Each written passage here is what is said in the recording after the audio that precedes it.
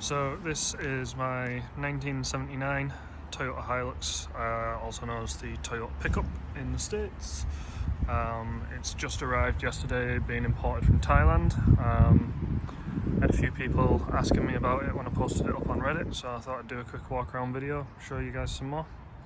So it's, as I say, it's a 1979, it's a 2.2 diesel, non-turbo. It's got the 1983 front end, 82-83 front end with the square headlights. I've got a set of round headlights coming for it also, but we'll see which I prefer when they arrive. Still got its Thailand plates on the front there. Still waiting to be registered over here, so I can't actually drive it yet, but it's got a few jobs that need doing first anyway. But overall, really clean truck.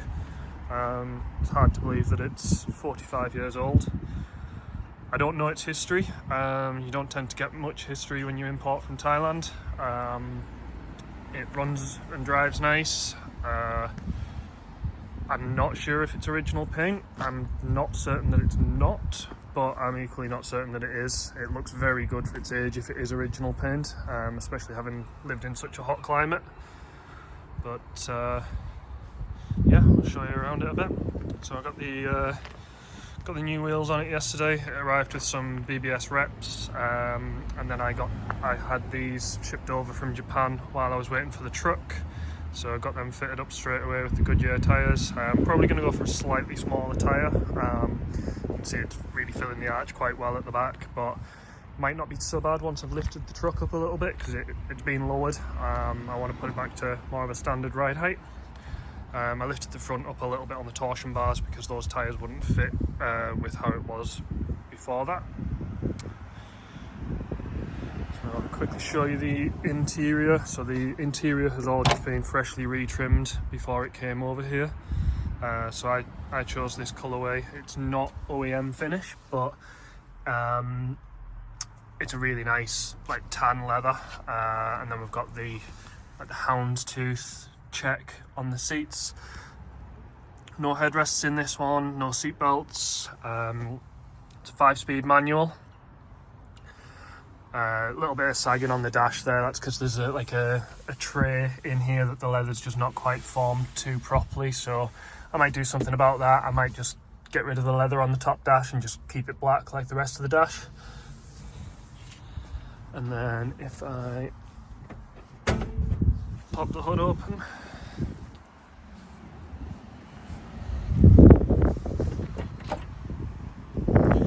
so there is the 2.2 litre Toyota L diesel engine.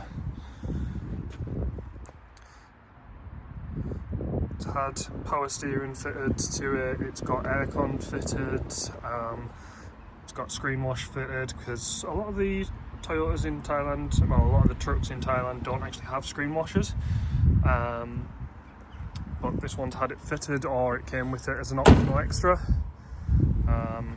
It's got these horrible plastic door mirrors which I'm going to take off and change. I've got some cleaning up to do on the glass, because when it arrived it had these really dark window tints on it, so they've come off straight away.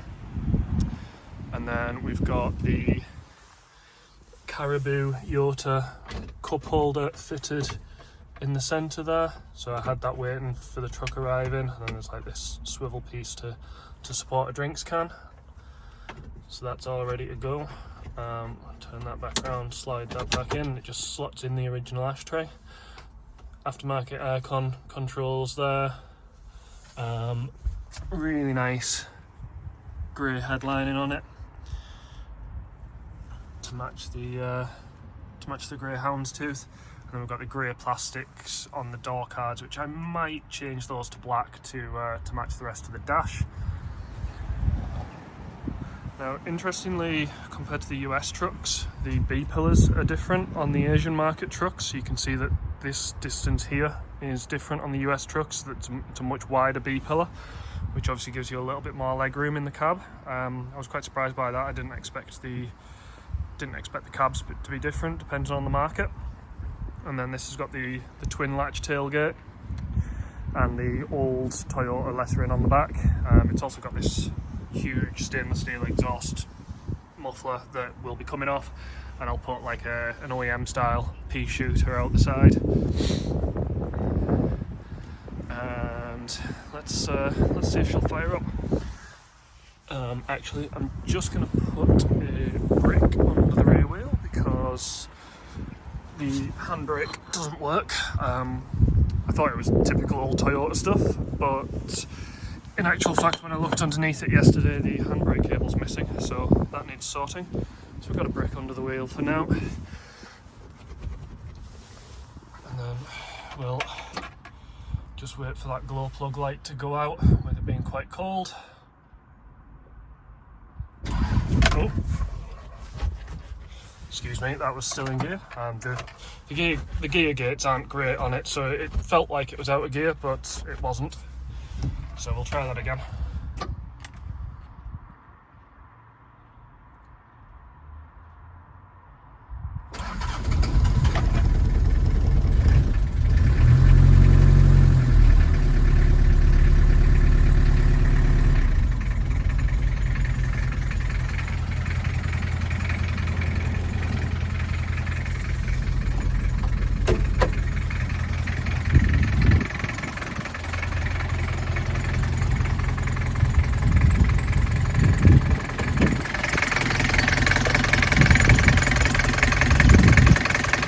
You can hear that little old diesel rattling away. Runs really nice. It's idling a little bit low, so I need to adjust that, but we'll get that sorted out. There's also a hand throttle on the diesel models to turn the idle up when it's cold, but I think that's disconnected at the moment, so it doesn't seem to work. So that's on there. Normally you'd turn that and it'd raise the idle speed up a little bit. I don't actually know what mileage this truck's done because the Asian market trucks only count up to 99,999. So this is showing as 4,261 kilometers, but there's no way of telling how many times that's been round the clock.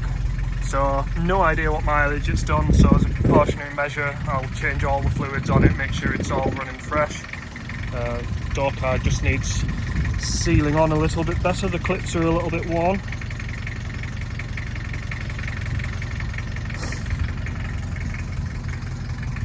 So the wheels on it are 15x7, they're an ET0, zero offset, so I think that's about 3 3/4 inch back spacing for the Americans who may be watching this.